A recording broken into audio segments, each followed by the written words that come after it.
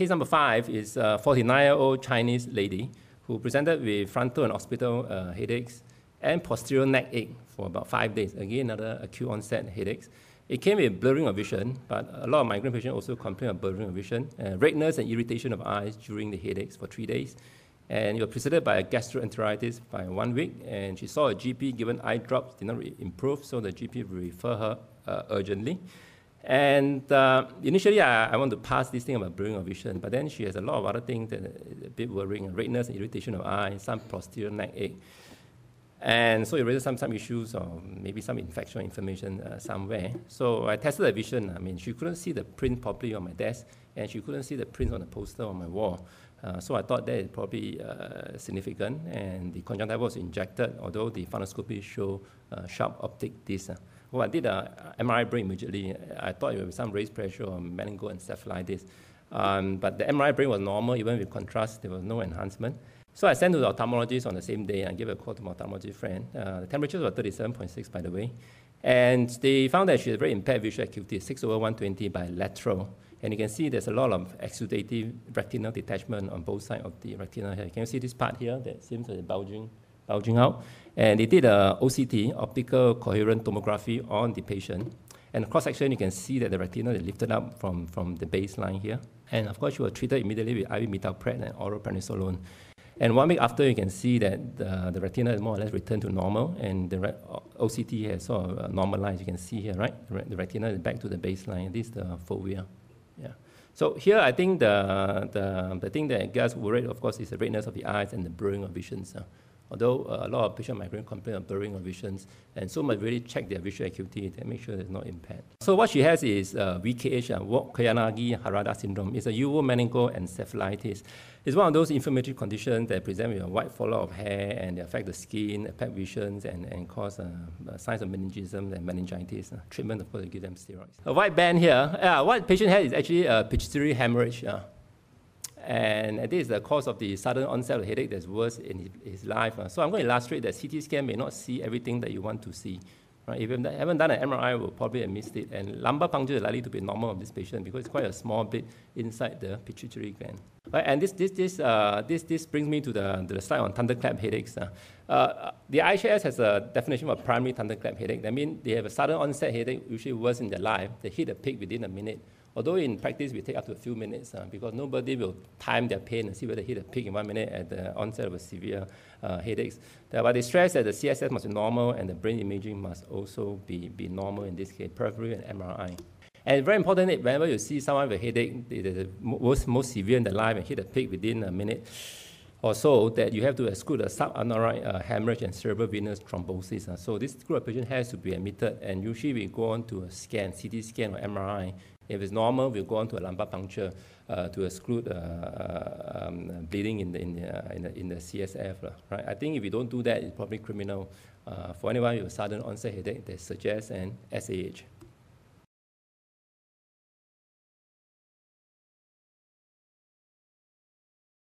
Because the mortality of SAH is about 50%, 50% is very high, higher than AMI or any other acute strokes. Right, so the take-home message is acute thunderclap headache is treated as a neurological emergency, and it's a diagnosis by exclusion, the so-called primary thunderclap headaches.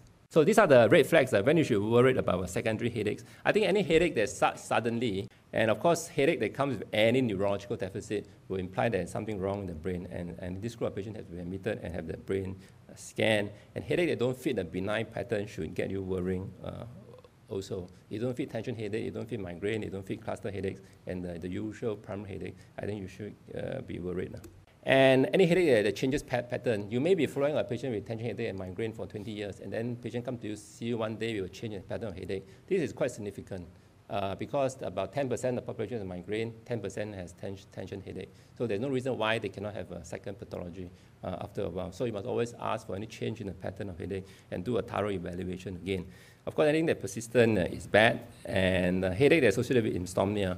Although most primary headache improve with sleep, migraine can actually wake the patient up from sleep, and cluster headache can also wake the patient up from sleep. But by and large, most of the primary headaches improve with sleep. Right? So if the headache causes insomnia, you should be worried also. And of course, headache, they come with any exertion, you worry about raised intracranial pressure, so you be careful with them. And headache, they're associated with systemic malignant disease, infection, immunocompromised state, because they're prone to lymphoma and toxoplasma or CME brain infection or coagulopathy, they may bleed in the brain. So all these patients, they come with a new headache, especially with acute and severe in onset, we have to think of a secondary cause.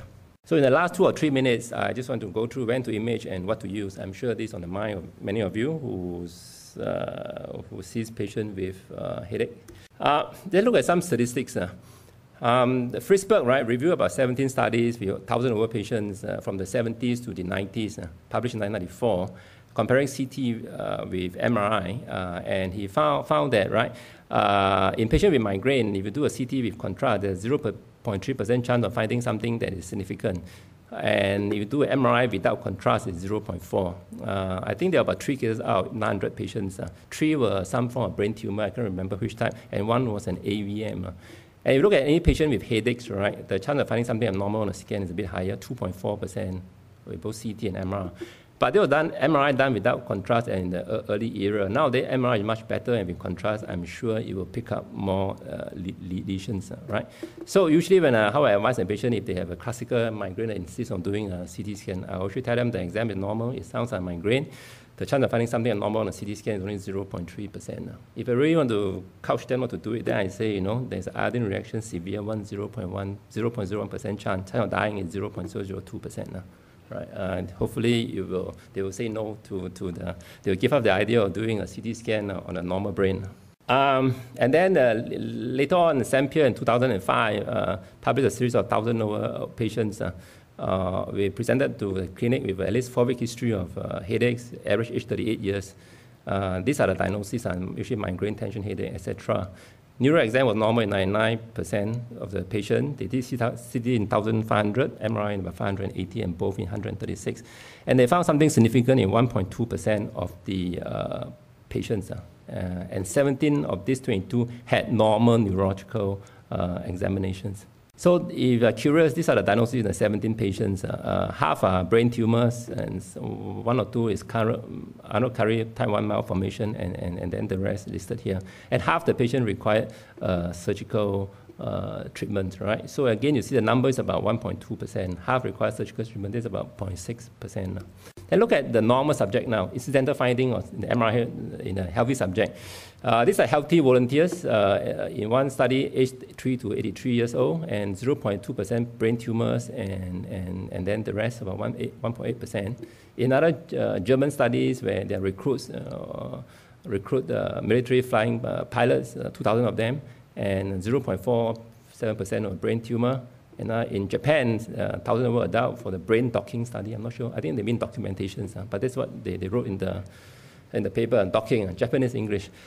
Average age 52 years, and 0.3% needed surgical treatment, 1.3% needed referrals. So you can see this figure are quite compatible with this 0.3 and any headaches of 2.4%. It's not that. Maybe slightly higher if they have any type of headaches. And so this is the American AAN recommendation published in 2000. And they say that any patient with a migraine with an unexplained abnormal finding, of course, you must do a head scan. And anyone with atypical headache features, that means that they don't have the full feature of tension headache and migraine, or some atypical features. If they have tension headache or migraine, we should consider doing a brain scan for the patient.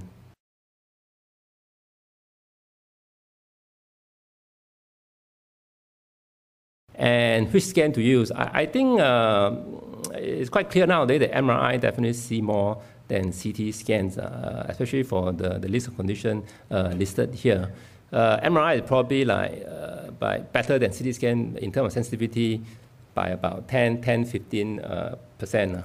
And this is a study done in kids. I can't find one for adults by Medina, published in 1997.